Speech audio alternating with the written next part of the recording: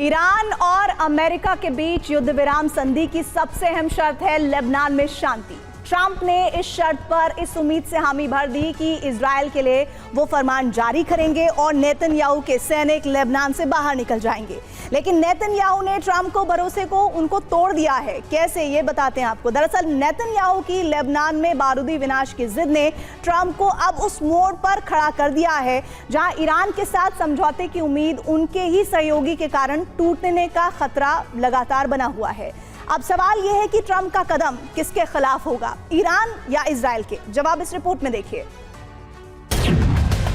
Lebanon बारूद से दहला, ट्रंप गुस्से से आग बबूला।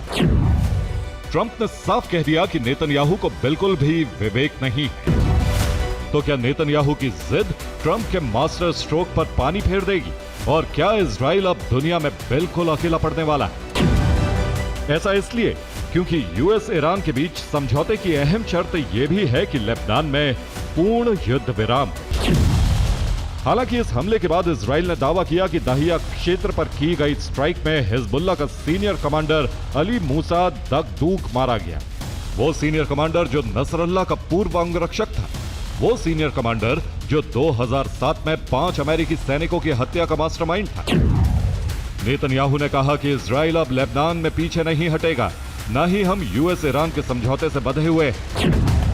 इजरायली रक्षा मंत्री ने कहा कि हम लेबनान, सीरिया और गाजा में अनिश्चितकालीन युद्ध जारी रखेंगे। इसीलिए ट्रंप ने नेतन्याहू को फोन पर फटकार लगाते हुए कहा कि अगर इजराइल वजूद में है तो सिर्फ अमेरिका की वजह से।